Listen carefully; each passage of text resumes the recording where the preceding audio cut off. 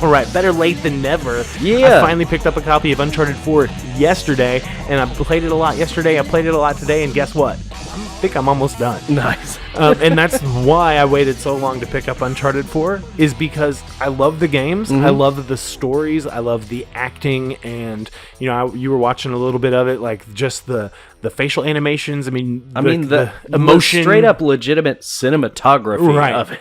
Right. But it's a very linear game. It's not a lot of like exploration involved, even though there's more so in this one than the other titles. But it's just not a game I really wanted to pay full price for. So finally found it for around $30 at one of our used video game stores. Finally. And picked it up yesterday, and I've been playing it ever since. And I gotta say, man, it is gorgeous. Nice. Absolutely gorgeous. First off, you've got Nolan North returning as Nathan Drake. Nolan North is the freaking Tom Cruise of the video game world. And he won best characterization at the Nathan Video Drake, Game Awards for this game. You've got Troy Barker, or Troy Baker. I think it's Troy Baker. He played Joel in The Last of Us, another Naughty Dog game, which was fan-freaking-tastic. Only game to ever make me actually like tear up. And then, he plays Nathan Drake's brother, Sam, and they are going off and they're looking for Captain Avery's fortune. So we're, instead of like looking for El Dorado and Shambhala and all this stuff from the other games, you're actually looking for pirate treasure, which, I like pirates. Yeah. So we were talking about Black Flag earlier. Yeah. Which still is the best pirate game I've ever played. Yeah. No, it's incredibly good. So yeah, Uncharted 4, man, though, it's incredible, but it still follows that Uncharted formula where it's like, you climb a bunch of stuff, and then you shoot a bunch of people, and then you solve a puzzle. And then you go and you climb a bunch of stuff, and then you shoot a bunch of people, and then you solve a puzzle. And then you go and you climb a bunch of stuff, and you shoot a bunch of people, and you solve a puzzle. And then there's cutscenes in between each one. Do you, at any point, shoot a bunch of people? Yes. Are there puzzles involved in any way? Yes. Do you climb things? Yes. Wow. Like this game sounds amazing. Right. It's what we've come to expect from the series, but it's fun. Yeah. And I think, on top of the gameplay and the fun of the gameplay, the story is rock solid. And that's what Uncharted has had. That's been its trump card since the beginning, is there's a lot of these like set pieces in the game that it's like you're playing a movie. You know what I'm saying? Like you're running through a building and it's collapsing around you, and you're jumping and trying to swing off stuff. There are some new gameplay mechanics that have been added. First off, you can drive in this. There you can drive a Jeep and then a boat, so far from what I've played. But you also have this like grappling hook type thing, so you can swing. And the whole time I'm playing it, especially when I'm in the area that I'm in now, where I'm more of like in a jungle setting, I'm like, this is like Pitfall. If they remade Pitfall for the PS4, it would be Uncharted 4. So I wonder, would we ever have even had games like Tomb Raider and Uncharted if it weren't for Pitfall for the Atari? Maybe not. I mean, that's a good question. I feel like that's a question for another day, but I like it, and I think we should explore that later. But, playing Uncharted versus something like Rise of the Tomb Raider or the new Tomb Raider games, because, the new Tomb Raider games have had a lot of comparisons to Uncharted, whereas Uncharted always had a lot of comparisons to the old Tomb Raider. But one thing that you get with Uncharted that you don't get with any of these other games is such an involved story. Okay, and you get these just gigantic cinematic set pieces and this chaos that kind of surrounds Nathan Drake wherever he goes. But it's still very, very, very formulaic, and it does not stray from the Uncharted formula. And that's another reason why I'm not going to pay full price for this game when I know what I'm going to get out of it. And here it is, day 2. And I'm nearing the end. done. Yeah, I'm nearing the end. I've got to be. I maybe have like 5 or 6 hours left. I don't know. But, man, I can't say enough about how gorgeous this game looks. I can't say enough about how good a job Naughty Dog does in conveying emotion through their CGI characters.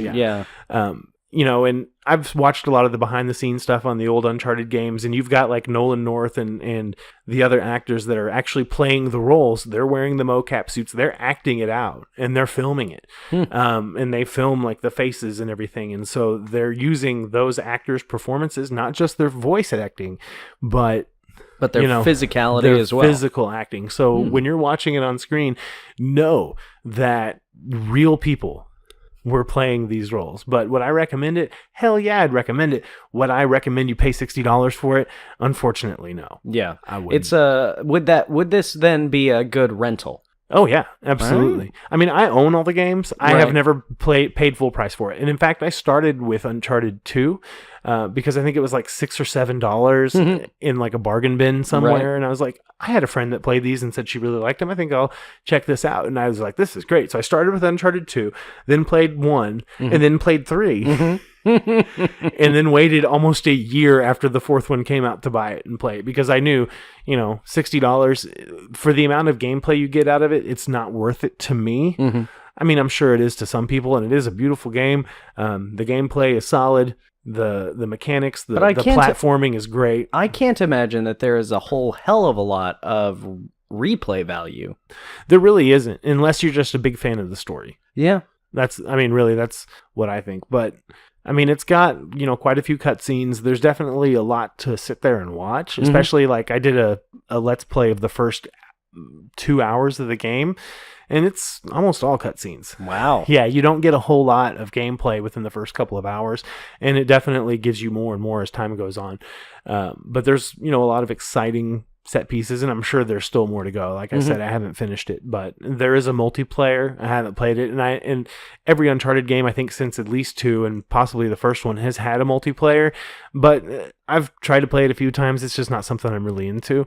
So I mean, really, when I buy these games, I buy it for the story. It's like watching a movie that takes 2 days to watch. It's like watching a movie that takes 2 days to watch, that you get to solve puzzles during. Yeah, but there's and still shoot people. Yeah, but there's still and climb stuff.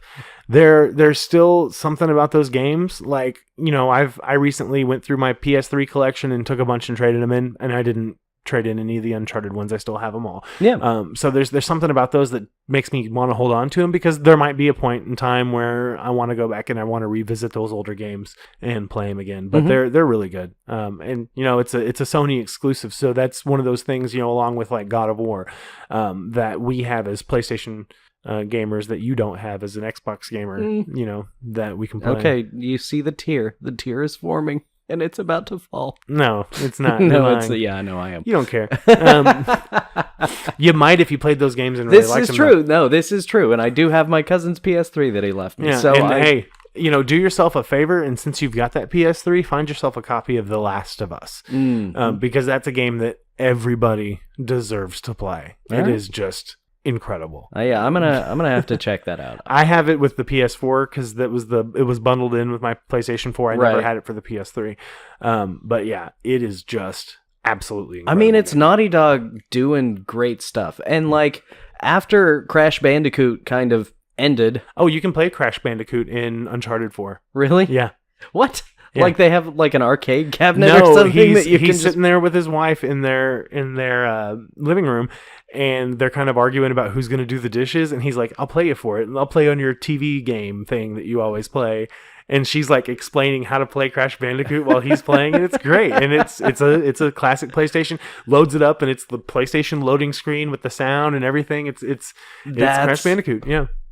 Okay, that all on its own might be enough for me to go check find out this game. Check out the Let's Play of it that I did, because it's in there in that first 2 hours of it. Nice. Yeah. But no, because Crash Bandicoot was Naughty Dog's thing. Like in the mid to late 90s, that was what I knew Naughty Dog for, was Crash Bandicoot. But since the turn of the century, they did The Last of Us, they've done the Uncharted games. Yeah, I think they're owned by Sony now. They've done a lot of really good story-intensive games in these last 10 years. Yeah, that's only on PlayStation.